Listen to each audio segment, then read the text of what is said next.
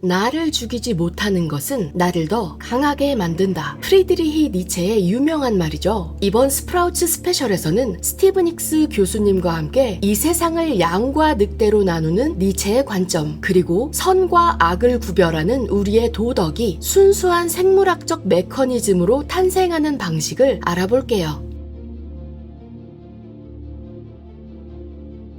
2부 양과 늑대. 니체에 따르면 모든 생명체의 본성은 두 가지로 나뉜다고 해요. 무리동물과 단독 생활을 하는 동물인데 각각 먹잇감과 포식자죠. 심리적, 신체적으로 인간 역시 이렇게 나눌 수 있다고 해요. 선천적으로 겁이 많은 사람은 집단 안에 들어가려고 해요. 하지만 겁이 없는 사람은 홀로 높은 곳을 찾아가죠. 가만히 앉아 여유를 즐기는 사람도 있지만 강렬한 목적의식으로 모험을 갈구하는 사람도 있는 거예요. 니체는 이들을 각각 이렇게 표현해요. 주인으로 태어난 자, 노예로 태어난 자. 생물학적으로 명백한 건 우리의 특성은 진화적으로 우리 안에 심어져 있다는 거죠. 양은 양답고 매는 매다울 수밖에 없듯이 오랫동안 전해져 온 특성을 부모로부터 물려받는 거죠.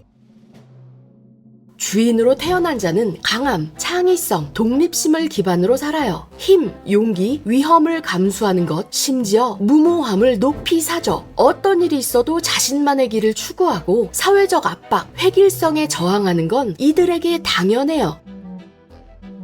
대조적으로 노예는 순응하며 살아요. 수동적이고 의존적이고 온순한 성향을 띠죠. 이들이 안정감을 위해 함께 뭉치는 건 당연해요. 무리동물처럼. 이제 니체는 도덕, 즉 선과 악, 옳고 그름의 구별에 대해 말해요. 오랫동안 사람들은 도덕이란 수천 년 전 신이 석판에 새겨준 명령이라고 배워왔어요. 하지만 니체는 그게 아니라고 해요. 우리는 각자의 생물적인 본성에 따라 도덕성을 판단한다고요. 그러니 생물적 본성이 다르면 다른 도덕 규범을 따르게 되죠. 이렇게 생각해보세요. 여러분이 양이라면 양의 눈에 무엇이 선으로 보일까요? 평화롭게 풀을 뜯는 것, 나와 비슷한 이들 곁에 있는 것, 집단 안에 있는 것, 길을 잃지 않는 것이겠죠. 그럼 악으로 보이는 건요? 늑대나 늑대와 비슷한 공격적인 포식자들일 거예요.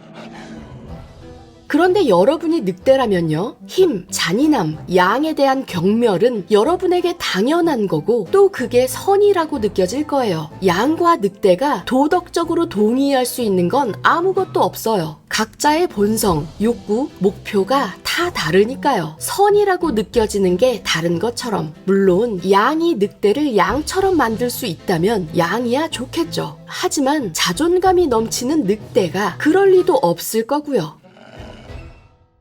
그러니 한 개인의 도덕 규범은 그 사람의 심리적인 본성이 결정하고 그 심리적 본성은 생물적인 본성이 결정하죠. 니체는 도덕에 진화의 개념을 적용한 최초의 인물 중 하나인데요. 도덕 규범이란 생물적인 유형에 따른 일종의 생존 전략이라고 해요. 따라서 진화적, 생물적 관점으로 도덕성의 역사를 따라가다 보면 시간이 흐름에 따라 도덕 규범에 엄청난 변화가 있었다는 걸 알 수 있죠. 니체는 역사에 기록된 도덕의 전도 현상이 충격적이며 문제의 핵심이라고 주장해요. 이전에 우리는 우월함과 힘을 무엇보다 중시했고 겸손하며 천한 사람들을 하찮게 여겼어요. 그러나 이제는 온순하고 겸손하고 평범한 사람들이 선이 돼버린 반면 공격적이고 강하고 자신만만한 사람들은 악이 되었죠. 이렇듯 약자의 도덕이 지배적이 되었고 강자의 도덕은 쇠퇴했어요. 이러한 도덕의 전도 현상은 위험해요. 힘과 권력 같은 특성은 인간을 고귀하게 만들지만 이젠 비난받아요. 평범함, 겸손 같은 특성은 인간을 약하게 만들지만 칭송받고요. 이에 따라 한때의 도덕이 나쁜 게 돼버렸죠. 즉 역설적이게도 도덕이 비도덕이 된 거예요. 어찌된 일인지 약자의 도덕이 지배적이 되었고 강자의 도덕은 쇠퇴했죠. 이렇게나 역설적인 상황을 어떻게 설명할 수 있을까요? 마지막 3부로 이어집니다.